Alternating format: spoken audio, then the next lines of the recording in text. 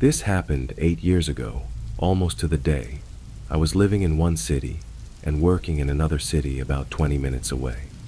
Since then, the areas between have been hugely developed, but at the time, everything between these cities was just undeveloped back roads, with nothing around. No buildings, no sidewalks, no lights, just rough old roads until you get into the other city. To get to work on time, I had to leave my house at 3:30 a.m. One morning, I jolted awake at 3:20 a.m. full of adrenaline as I realized I only had 10 minutes to get myself ready and set my dog up to be alone while I was at work. Needless to say, the circumstance had me highly alert, rushing, and focused. Also, I was driving a lot faster. I drive down this road every day as I went to work. I usually take that time to wake up, but this time I was wide awake. All I could think about was what would happen if I ended up being late. I was really anxious. Suddenly my headlights shone upon something in the distance ahead of me. What I saw was a naked, skinless man crossing the road on foot.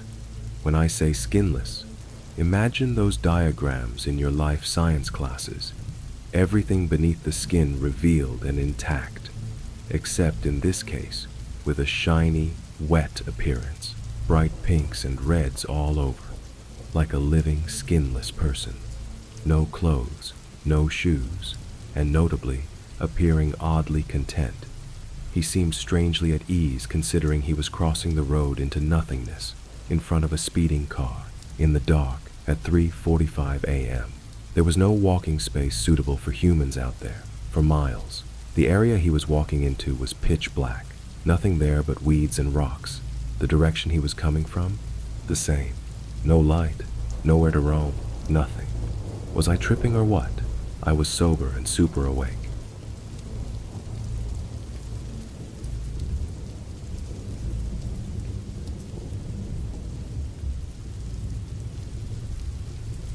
I was around 8 when we moved into an old house shop combination.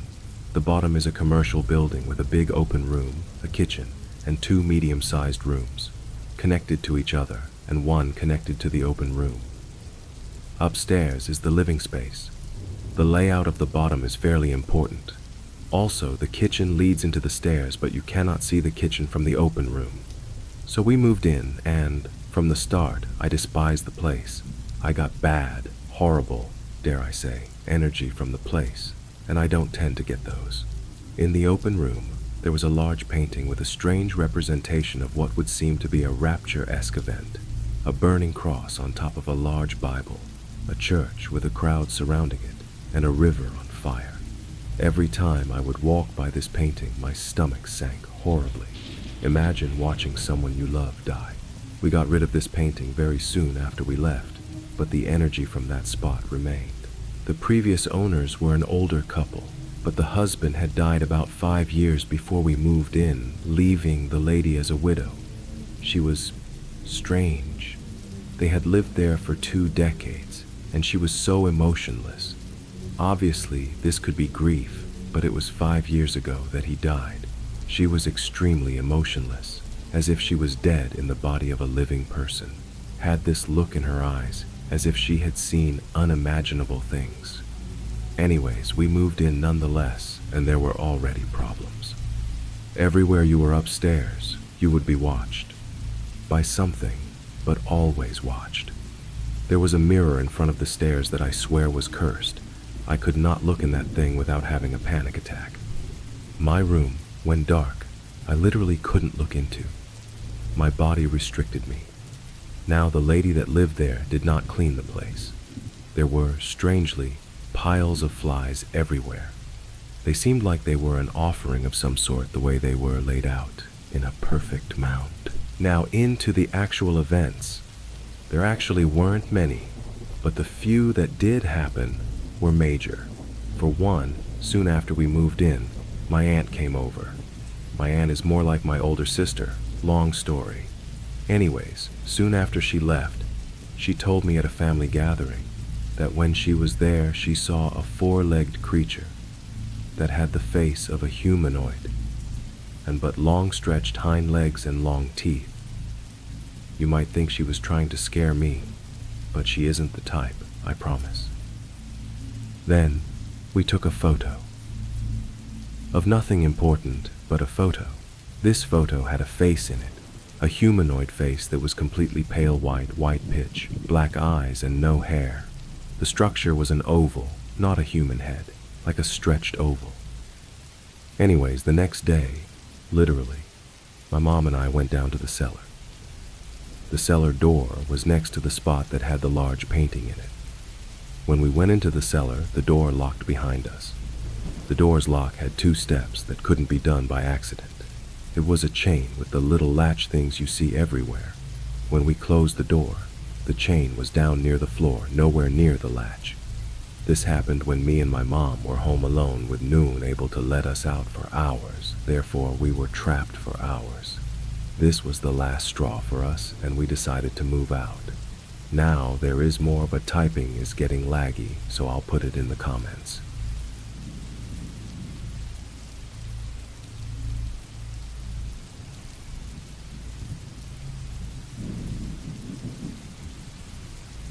When my son was 2 years old, he started acting as if he was interacting with something or someone that his father and I could never see, like throwing toys down the hallway and then running away murmuring words.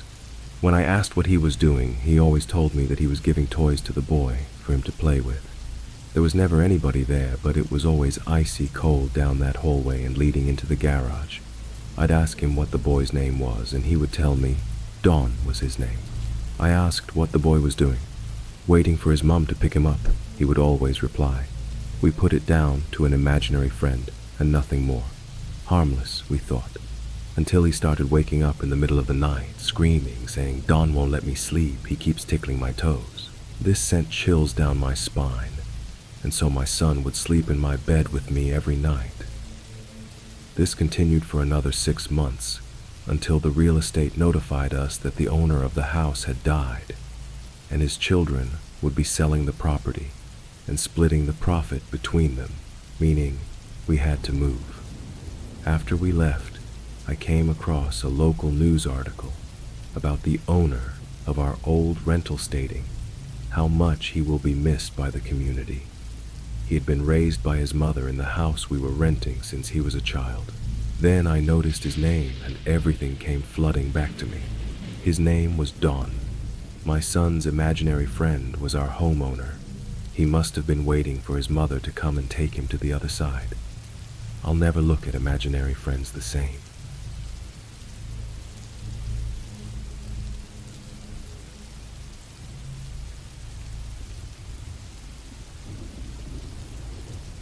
At 19, I was hired for the role of a correctional officer, one of the youngest there was at the time, working at the most dangerous prison in Australia.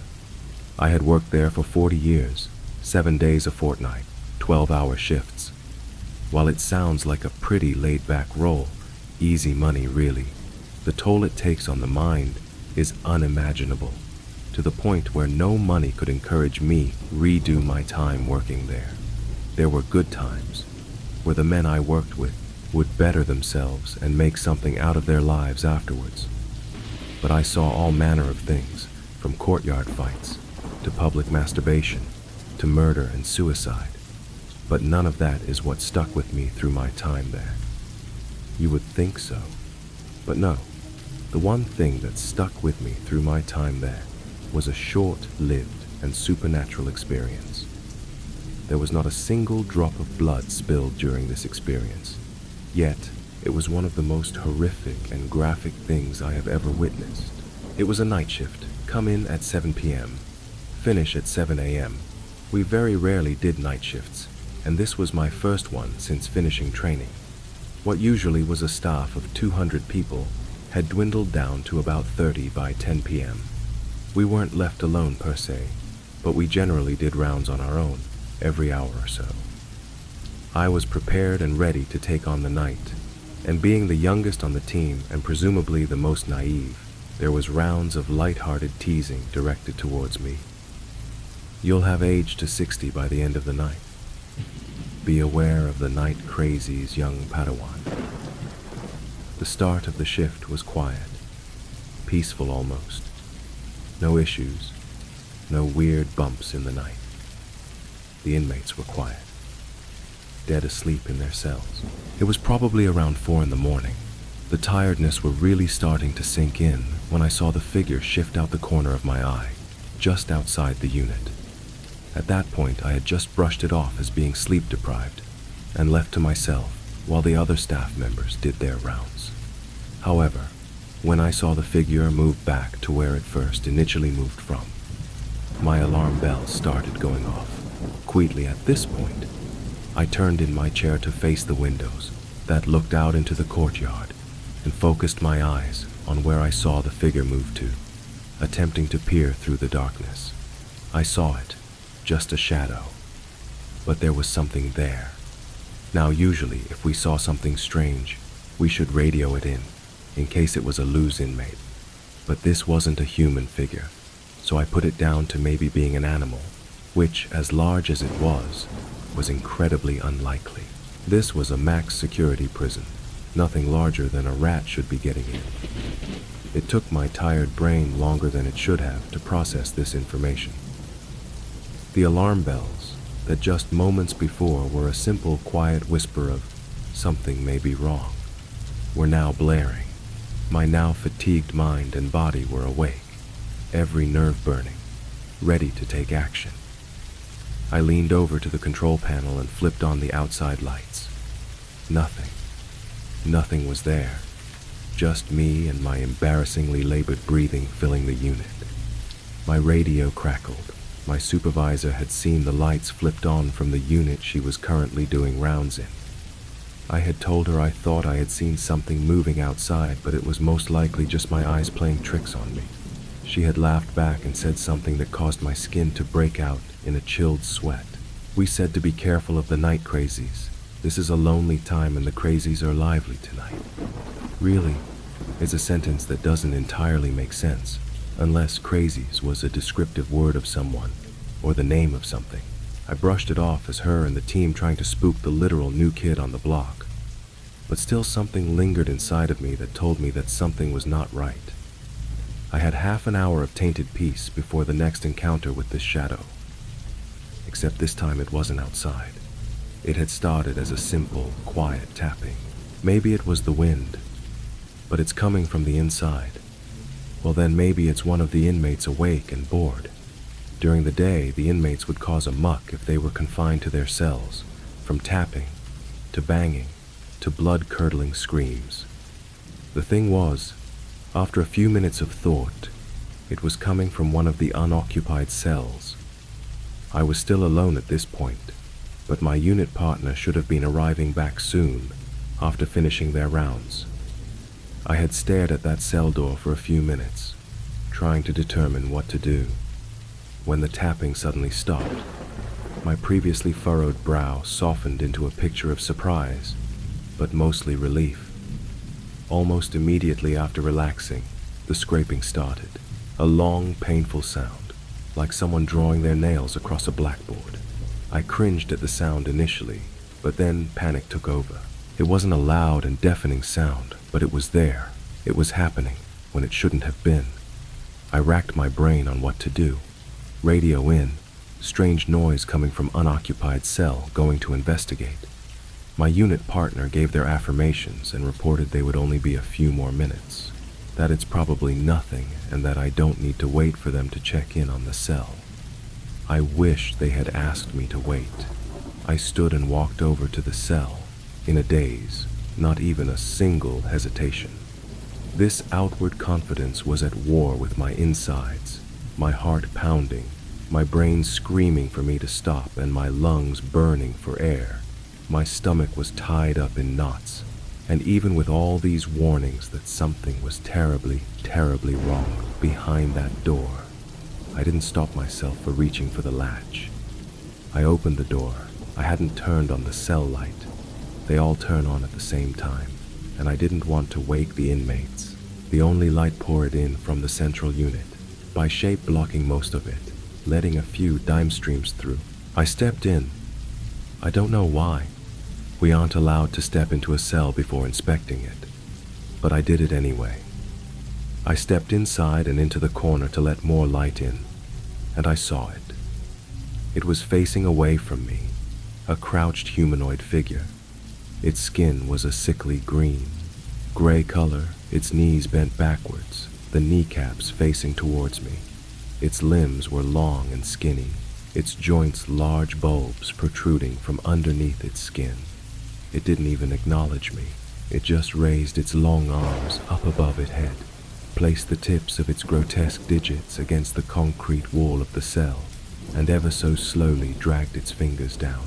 I had been silent until this point. The fingers were halfway down its path when I let out a small gasp. It paused, just for a second. Then it started to stand, its perverted knees cracking as it did. I was frozen. Its head was sat on a dangerously long neck that was almost the length of its demented body. It had to stoop so that its head wouldn't hit the roof. Then it started to turn. But just before I saw its face, the room went black. The door had shut, and I crumbled to the floor, screaming, for what felt like hours, but was really only 30 seconds according to my unit partner, who had ran to open the cell door. I was sent home early that day. I expected to hear something about it when I went back into work, but there was nothing, not even light-hearted teasing. It was like nothing had ever happened. A few months after the event, when I had finally settled back into a normal routine, I did some research on the prison. Many old Australian jails had wretched pasts, filled with torture. This particular jail was notorious for it back in the day: abuse, torture, hangings, and riots. I wish I had not researched the history of the jail I worked at, because up until the point I had convinced myself that I was simply sleep-deprived, although that doesn't explain the cell door closing shut and locking.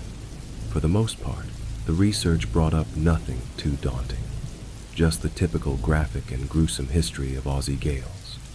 However, I unearthed a diary entry that was written by a man from those dark times, and one of his last entries really but the nail in the coffin for me. It stayed burned in my mind for these last 40 years. This is what his entry said: "The walls we tap to make song are the same walls we scratch. Our nights are loops, and our hunger destroys our truce. They break our legs, and for daylight we beg. Instead they stretch out our necks with their noose."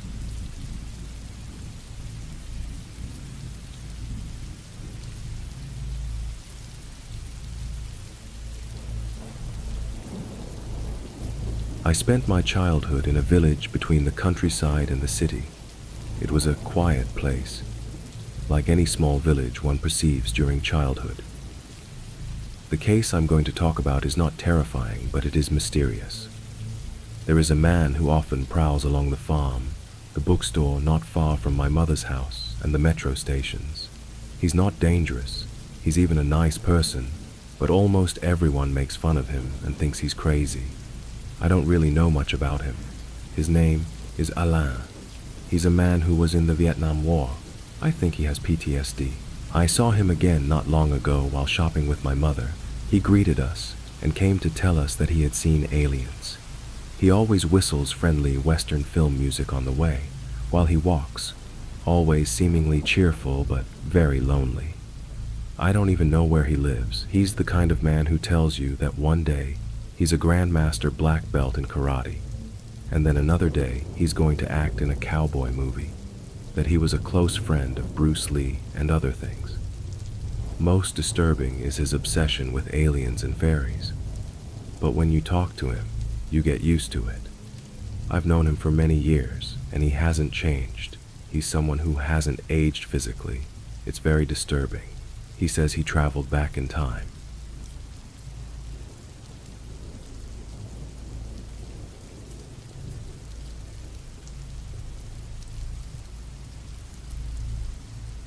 My son fell asleep on the couch around noon, and I thought, perfect, I'll go nap too. About an hour or so later, I woke up to him crying. This in itself is pretty unusual since he's a very happy little boy, but I comforted him and he clung to me like he never wanted to let me go. After about 10 or 15 minutes, I untangled myself and turned on Donald Duck for him to watch. He was happy and snuggly like usual, and some time went by. I was laying on the couch with him just reading stories about possessions on Reddit when he gets up. He walked toward the kitchen through the hallway when he suddenly stops, turns around, and looks at me. Eyes locked, he slides one finger across his throat in the very well-known gesture. He doesn't make a sound, nor does he have any expression on his face. A few seconds pass and he turns around and walks into the kitchen.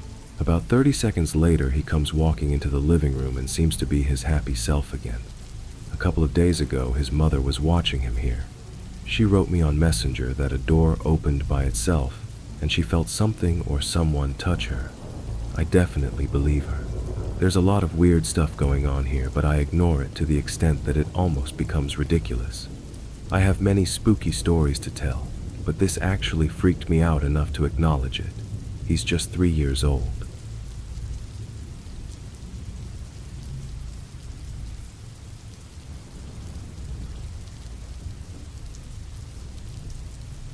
My unit in the U.S. Army was deployed to Iraq in April of 2006.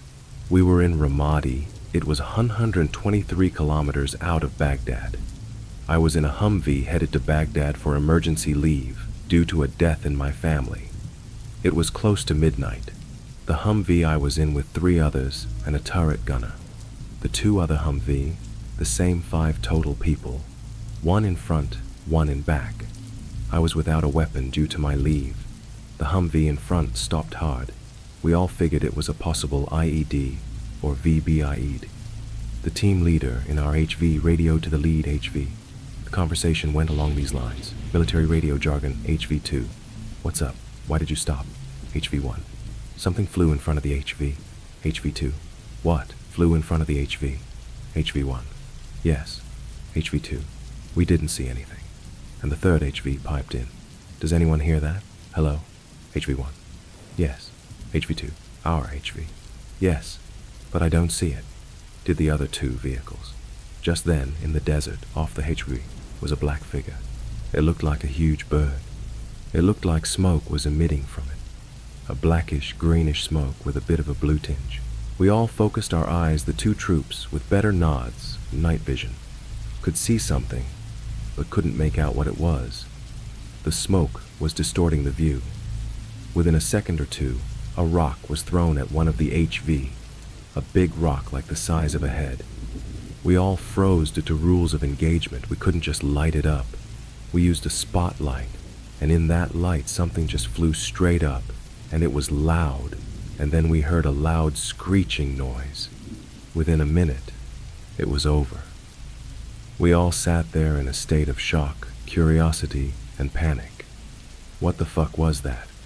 When we got to Baghdad, the translator that they were picking up to bring to the Marines that were with us, he said, "Sounds like you encountered an ifrit." A team leader said, "A what?" "A ifrit, a winged Djinn." We were all a bit speechless. We chose not to disclose to our command the winged thing, as battle fatigue, now known as PTSD, was a career killer at this juncture. It's been 13 years since this happened. I met my now husband in 2015, and he had also been deployed to Ramadi with my sister unit at the time. And he had went through this particular stretch of Hui on his mid-deployment leave. He recounted a similar story to me. It was enough to stop me in my tracks. It was pretty close to mine, except they didn't stop, they just boogied on through. Considering the time we were there was very deadly, including an aid station manned by soldiers that was ambushed and blown to bits. I was a medic, so death was my norm. I still can't wrap my mind around it. And now, apparently the last 2 places I live in, something has followed us.